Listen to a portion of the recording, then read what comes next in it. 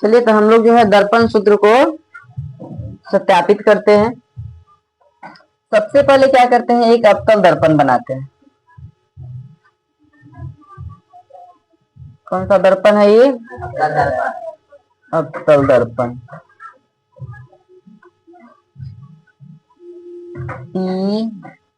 EFC।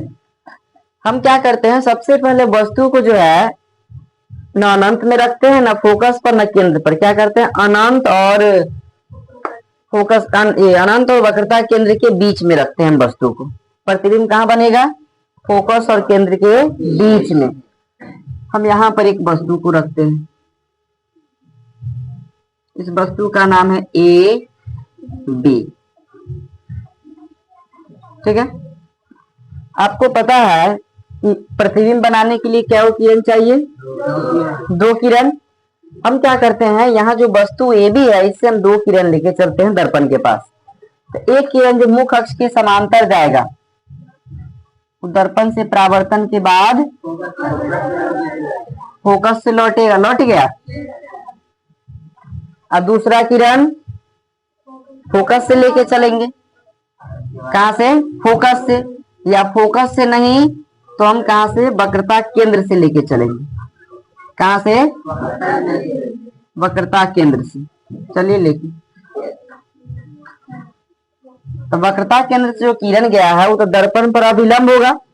आपको बताया है कि जैसे कोई वृत्त है, वृत्त की ये त्रिज्याएं हैं, वृत्त के किसी भी परिधि को स्पर्श करता है तो वहां पर वह कितना डिग्री का कोण बनाता है? 90 डिग्री का। तो उसी प्रकार से ये कहां से गुजरा है? केंद्र से। तो केंद्र से जब परिधि यानी वृत्त को स्पर्श करने वाली जो रेखा होगी वह क्या करेगी? उसी पथ पर जाएगी और उसी पथ पर फिर वापस लौट जाएगी, क्योंकि वह लंबवत यानी 90 डिग्री का कोण बनाएगी। अब क्या करते हैं, ये पॉइंट को हमने A मान लिया है।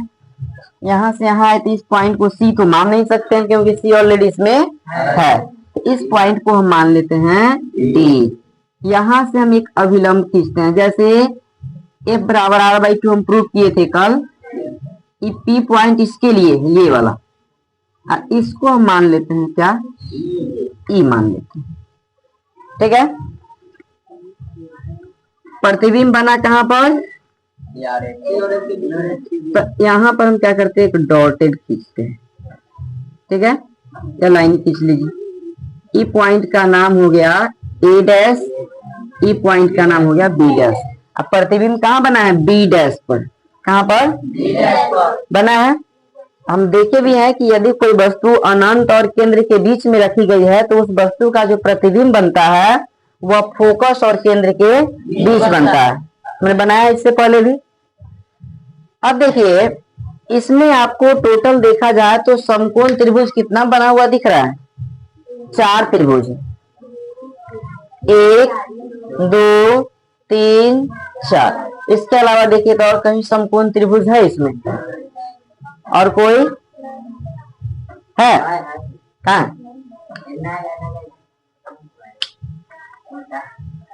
कहाँ 90 डिग्री बन रहा है? तो समकोण किसको कहते हैं? जो 90 डिग्री का एंगल बनाता है। S1 S2 क्या है? एक अवतल दर्पण। ठीक है। तो सबसे पहले इसको प्रूव करने से पहले जो जो क्वेश्चन में डाटा दिया हुआ है उसको हम बारी बारी से लिख लेते हैं। आपको पता है S1 S2 क्या है? एक अवतल दर्पण। S1 और S2 क्या है? एक अवतल दर्पण है। यहां से यहां तक ये जो है U है। क्या है? प्रतिबिंब कहाँ बना है? A डैश B डैश यानी यहाँ पर। तो यहां से लेके ये वाला पॉइंट आपका यहाँ तक क्या कहलाएगा? V कहलाएगा। क्या कहलाएगा? V। अब यहां पर क्या करेंगे, उसके बाद आप लिखिए AB। AB बराबर, AB क्या है? वस्तु की ऊंचाई है जो मुख्य अक्ष से कितना दूरी पर है, मुख्य अक्ष से u दूरी पर।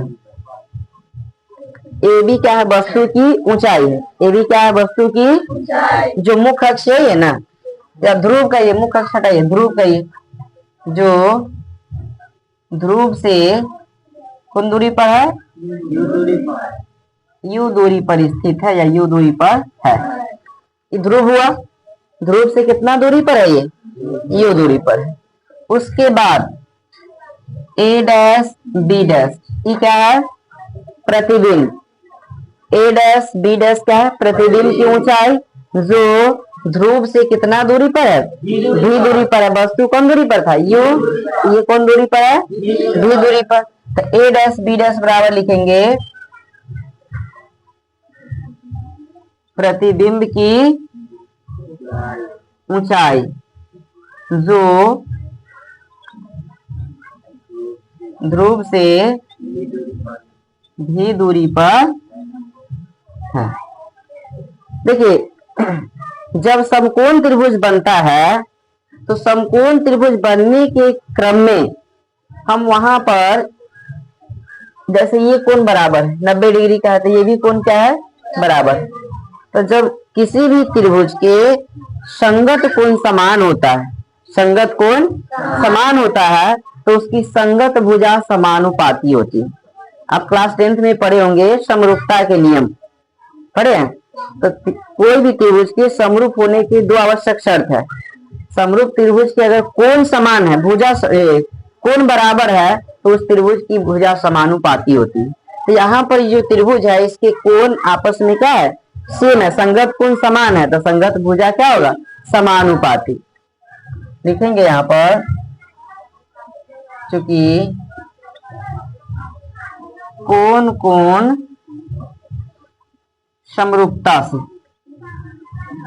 जैसे कोण समरूपता, भुजा कोण भुजा समरूपता, ये सर्वांग समता के नियम। तो यहाँ पे त्रिभुज में कोण क्या है, सेम है, तो भुजा क्या होगा, समानुपाती।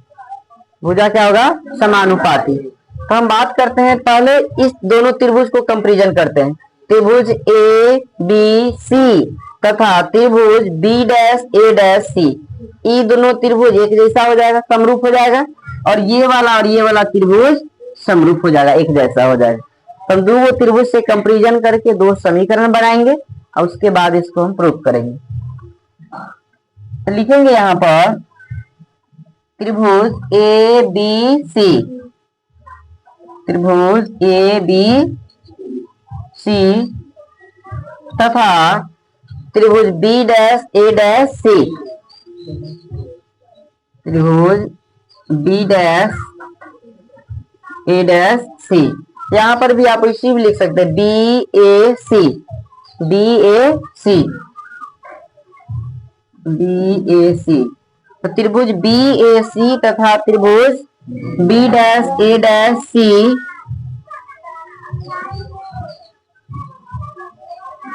समरूप है। क्या है, समरूप है। तो जब त्रिभुज समरूप है ना, तो इसके संगत भुजा क्या होगा, समानुपाती। यहाँ लिख देना, कोण समरूपता से त्रिभुज समरूप है, कोण उसका समान है, तो भुजा क्या हो जाएगा, समानुपाती। तब बताइए पहले हम कौन त्रिभुज लिखे हैं, बी ए सी। पहले कौन त्रिभुज, बी ए सी, और दूसरा बी डैश ए डैश सी। तो पहले ई त्रिभुज में आइए, ई त्रिभुज में लंब कौन हो गया, ए बी, ई भुजा ए बी। इस त्रिभुज में क्या हो गया, ए डैश बी डैश। ई त्रिभुज में ए बी, ई त्रिभुज में ए डैश बी डैश। तो यहाँ पर लिख लेंगे हम ए डैश बी डैश। इसका मतलब है त्रिभुज का जो लंबवत भुजा है सो, इस त्रिभुज में जो लंबवत भुजा है सो, दोनों लिख लिए।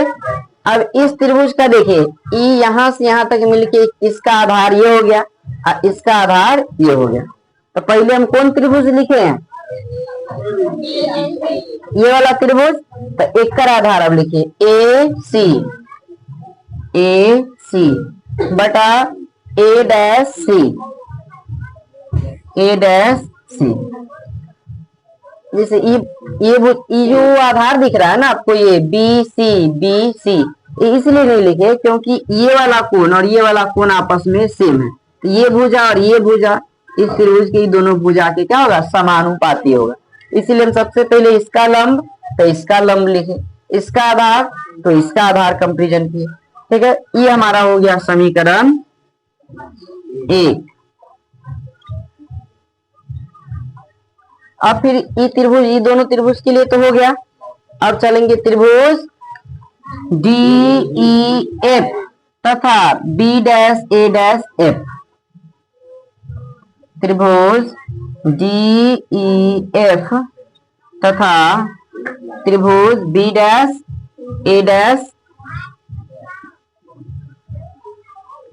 में, इसके लिए तो हो गया।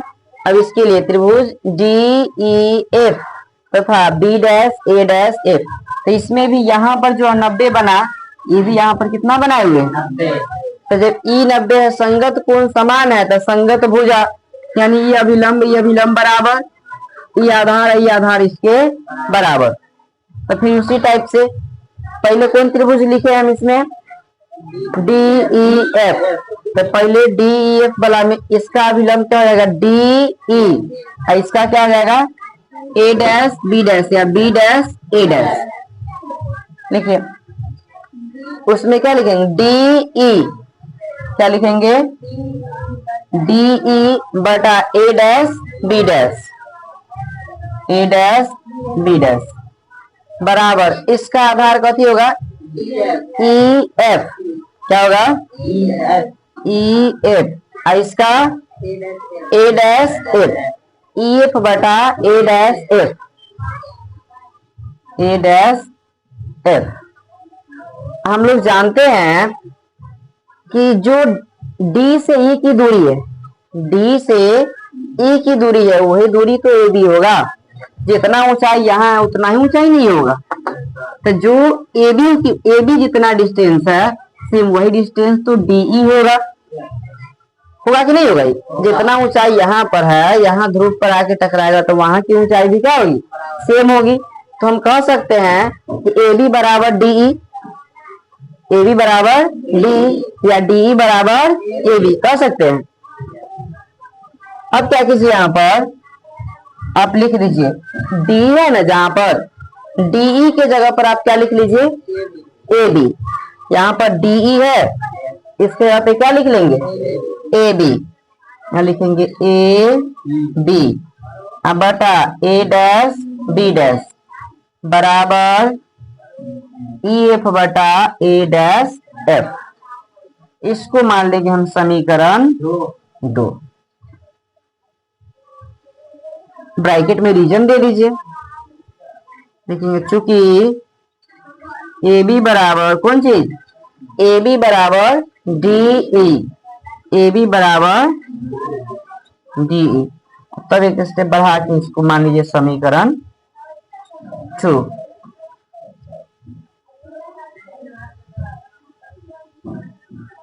बन गया समीकरण 2।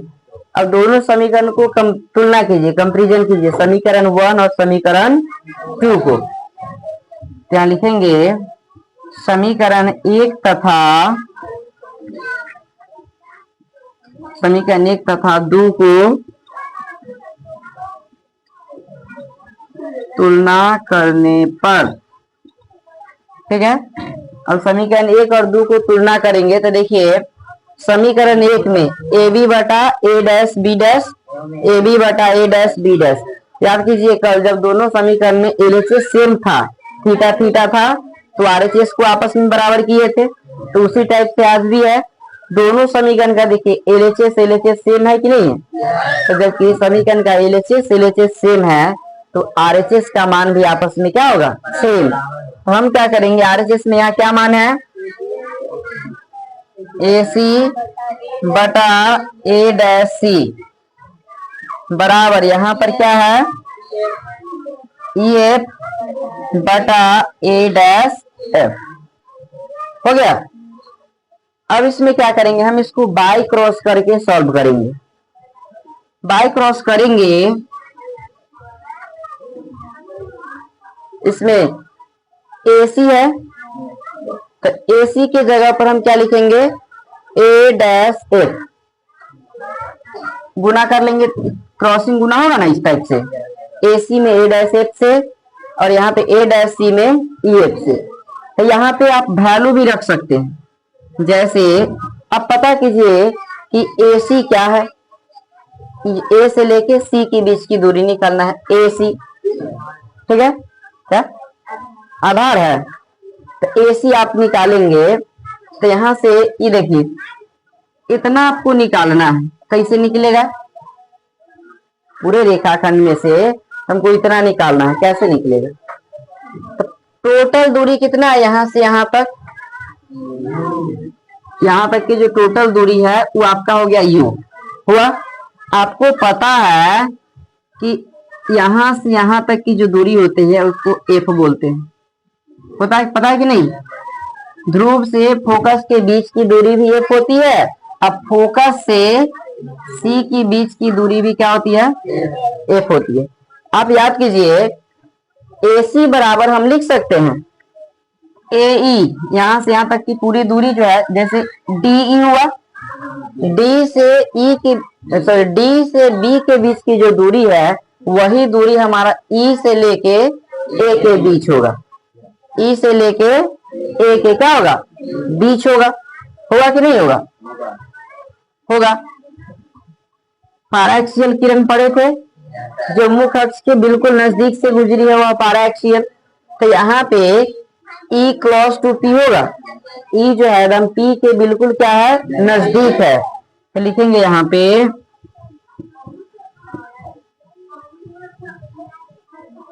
पैराएक्सियल किरण से, पैराएक्सियल किरण से E क्लोज टू P, यानी E जो है P के क्या है, बिल्कुल नजदीक है, तो इसमें जहां पर E है उस E को हटा के हमको क्या कर देना है, P करना है। तो यहाँ पर AC बटा A डैश C बराबर, यहाँ पर देखिए EF है ना, तो इसके जगह पर PF हो जाएगा, अब बटा A डैश F, ठीक है। अब इसमें हम क्या करेंगे, इस समीकरण में वैल्यू को रखेंगे, इसमें वैल्यू रखेंगे तब इसका मान निकालेंगे। रोक दीजिए, इसको नोट कर लीजिए। चलिए अब देखिए AC जो है, A से लेके C के बीच की दूरी निकालना है। हम क्या करेंगे, जैसे मान के चलिए कोई रेखाखंड है, ये पूरा यहां से ध्रुव तक है, ठीक है, इस पॉइंट का माप क्या है, ये A हो गया, ये हो गया आपका C और ये हो गया आपका P, यानी ACP। हमको सिर्फ कहा AC निकालना है, इतना हम क्या करेंगे, पूरे लंबाई में से इतना लंबाई को हटा देंगे तो इतना लंबाई निकलेगा, AC निकलेगा, यानी कि हम क्या करेंगे, टोटल लंबाई में से इतना क्या करेंगे, घटाएंगे, तब ना हमको इतना लंबाई निकलेगा A से C। हम क्या करेंगे, टोटल लंबाई क्या है, PA, टोटल लंबाई क्या है, PA, इसमें से घटाएंगे किसको, PC, ये पॉइंट का नाम P, इसका C या इसका A, तो हमको क्या निकालना है, AC।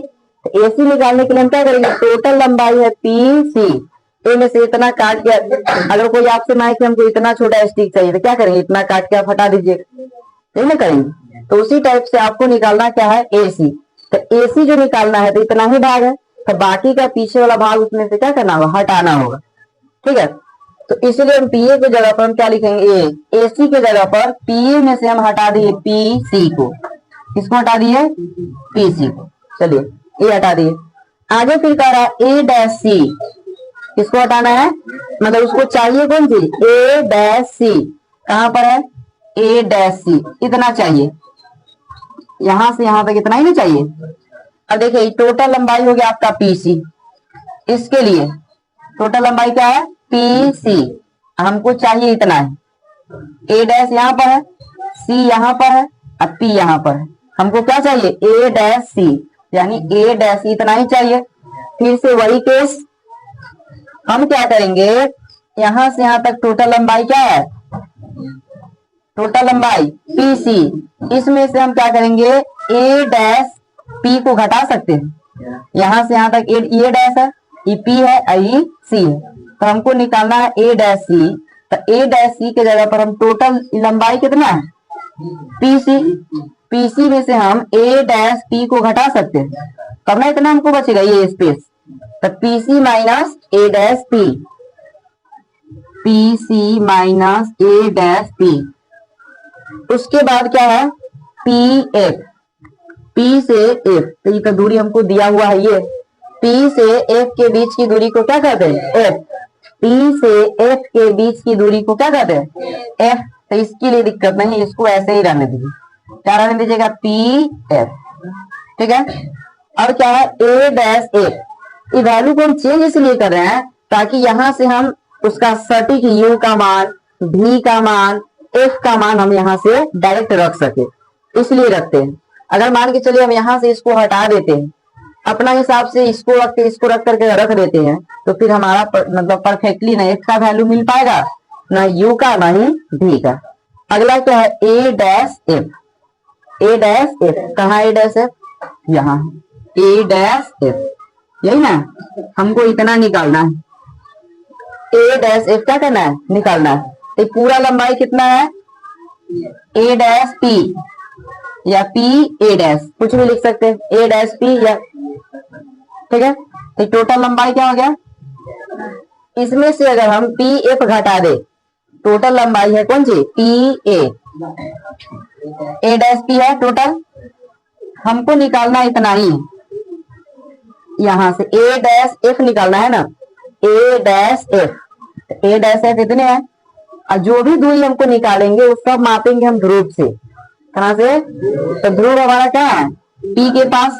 तो ए डैश एफ जो निकालेंगे उसके लिए हम क्या करेंगे, पी ए डैश में से हम क्या करेंगे पी एफ को घटाएंगे, पी ए डैश में से पी एफ को घटाएंगे, पी ए डैश में ए डैश पी लिखते हैं, ए डैश पी में से हम घटाएंगे किसको पी एफ को, पी एफ को। अब इसमें क्या कीजिए बारी बारी से इसका वैल्यू रखिए, पी से ए, जो दूरी डी से बी तक है, बी से डी तक है, वही दूरी आपका ए से पी तक है, क्योंकि जब ए बी डी के बराबर है, ए बी किसके बराबर है डी के बराबर है, तो फिर बी डी जो है वह एपी के बराबर नहीं। जैसे ये लाइन और ये लाइन दोनों बराबर होगा कि नहीं होगा, दोनों लाइन कहाँ जाके टकराया है दर्पण के ध्रुव के पास, ये लाइन की लंबाई और ये लाइन की लंबाई, दोनों लाइन की लंबाई आपस में क्या होगी सेम होगी। तो हम क्या करेंगे पीए के जगह पर हम क्या करेंगे बीडी भी लिख सकते हैं, यानी यू लिख सकते हैं इसके जगह पर यू, ठीक है, क्योंकि पीए बराबर बीडी, पीए बराबर बीडी, और उसके बाद पीसी माइनस डाल देंगे पी से सी के बीच की दूरी। तो देखिए पी से एफ के बीच है एगो एफ, और फिर एफ से सी के बीच एगो एफ, तो एगो एफ है एगो एफ मिलके 2f, तो इसके जगह पर हम लिखेंगे 2f। अब बटा पी सी, फिर से वही पी से सी, तो पी से एफ के बीच में एगो एफ, और फिर एफ से सी के बीच में एगो एफ, तो क्या एफ हो गया 2f। तो इसके जगह पर पीसी के जगह पर हम लिखेंगे 2f minus A dash P, A dash P, तो कथी है यहाँ से यहाँ की दूरी को क्या कहते हैं ए डैश पी के बीच की दूरी को क्या कहते हैं भी, तो यहाँ क्या लिखेंगे भी। अब पी से एफ के बीच की दूरी क्या है एफ है, पी से एफ के बीच की दूरी एफ है।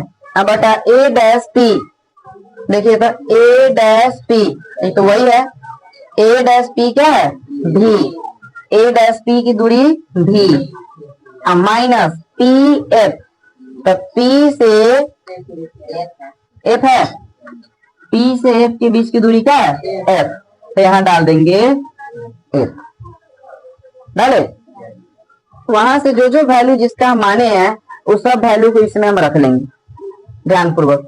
अब इसमें बाई क्रॉस करेंगे, क्या करेंगे एफ से गुना करेंगे हम 2f माइनस भी में, और इधर v माइनस एफ से गुना करेंगे u माइनस 2f में, बाई क्रॉस, ई एफ से इसमें ये दोनों टर्म को एक साथ। अब एफ से 2f में गुना करेंगे तो 2f स्क्वायर होगा। उसके बाद प्लस माइनस माइनस, एफ में भी से गुना करेंगे एफ भी हुआ। इसमें भी उसी टाइप से, ठीक है, इसको आप ब्रैकेट में रख लीजिए, ठीक है, भी माइनस एफ। तो ब्रैकेट वाला में क्या करते हैं, पहले एक टर्म से गुना कर लेते हैं, उसके बाद दूसरा टर्म से। तो पहले भी में यू से गुना कीजिए, यू भी, फिर प्लस माइनस माइनस, 2f में भी से गुना करेंगे तो 2f भी, तो भी से किए।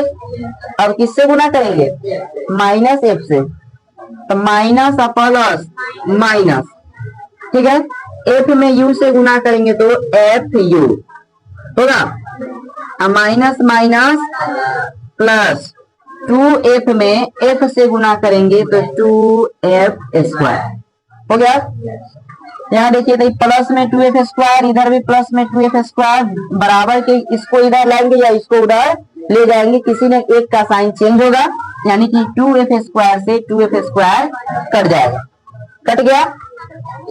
अब यहाँ पे क्या कीजिए, यहाँ पे एफ भी है, यहाँ भी एफ भी है, तो इसको आप इधर ले आइए, इधर माइनस एफ भी, ये जो माइनस 2f भी है इसको हम इधर लाएंगे तो हो जाएगा प्लस 2f भी, उधर बच क्या गया, यू भी माइनस एफ यू बचा। अब यहाँ देखिए तो 2f भी प्लस में, एगो एफ भी माइनस में, तो 2f में से 1f भी गया तो कितना बचेगा, 1f भी, तो 1 नहीं लिखते हैं, सीधे लिखेंगे एफ भी। अब यहाँ प्लस होगा कि माइनस, तो बड़ा 2 है कि 1 है, 2 में कौन सा चिन्ह है, प्लस, इसलिए प्लस में रहेगा। अब बराबर यू भी माइनस एफ यू। अब क्या करेंगे, इसके दोनों तरफ यू भी एफ से भाग करेंगे, दोनों तरफ यू भी एफ से भाग करने पर, भाग करना बहुत इजी है, एफ भी लिखेंगे, इसके नीचे यू भी एफ लिख दी, ठीक है। फिर यहाँ पे यू भी लिखे और इसके नीचे यू भी एफ लिख दिया, माइनस एफ यू लिखे और इसके नीचे यू भी एफ लिख दिया। जो कटने वाला उस सबको काटो, एफ से एफ कट गया, भी से भी कट गया, ऊपर क्या बचा 1, यू भी से यू भी कट गया, ऊपर क्या बचा 1, एफ यू से एफ और यू कट गया, ऊपर क्या बचा, यहाँ बच गया आपको 1 बाई यू, बराबर यहाँ क्या बचा 1 बाई एफ, माइनस यहाँ बचा 1 बाई भी। तो हमको क्या प्राप्त करना है, हमको तो प्राप्त करना है 1 बाई एफ बराबर 1 बाई भी प्लस 1 बाई यू, यानी कि भी और यू को एक साथ कर दीजिए, भी और यू को, तो यहाँ भी एफ के साथ है ना, तो भी को हम किसके साथ लेके आएंगे, यू के साथ, तो यू के साथ लाएंगे तो यहाँ 1 बाई यू है, माइनस में जो भी है इधर आएगा तो प्लस में, हमने बच गया कौन 1 बाई एफ बचा, यही ना लाना था हमको, 1 बाई एफ बराबर 1 बाई भी प्लस 1 बाई यू, ध्यान रख लीजिए 1 बाई एफ बराबर 1 बाई भी प्लस 1 बाई यू। अतः सत्यापित हुआ, अतः सत्यापित हुआ।